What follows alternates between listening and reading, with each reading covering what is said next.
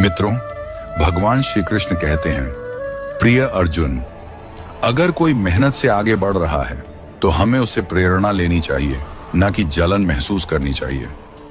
सफलता किसी एक व्यक्ति के लिए आरक्षित नहीं होती, ये उन सभी को मिलती है जो निरंतर प्रयास करते हैं। इसलिए ईर्ष्या करने से बेहतर है कि हम अपने लक्ष्य पर केंद्रित रहें और मेहनत करते रहें।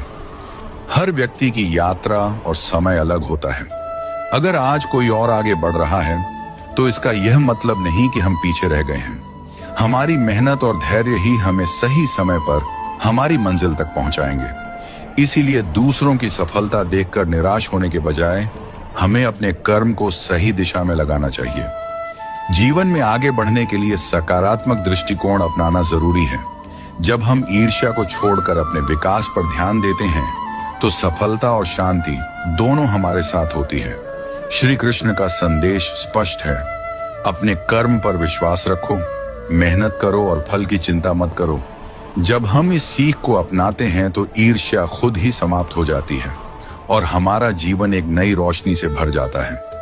सच्ची सफलता केवल बाहरी उपलब्धियों में नहीं, बल्कि आंतरिक शांति और संतोष में भी होती है।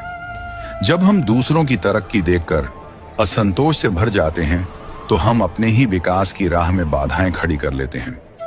ईर्ष्या करने से ना तो हमारा समय लौटता है, ना ही हमें कोई लाभ होता है, बल्कि ये हमें भीतर से कमजोर बना देती है और हमारे आत्मविश्वास को डगमगा देती है।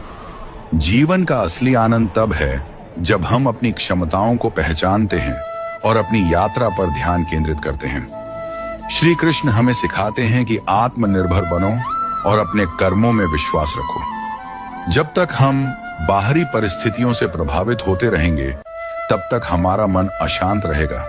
कोई और कहां पहुंचा, किसने क्या पाया, इन सब बातों में उलझने से बेहतर है कि हम अपने प्रयासों को और मजबूत करें।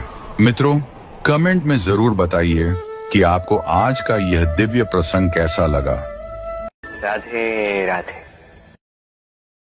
राधे राधे।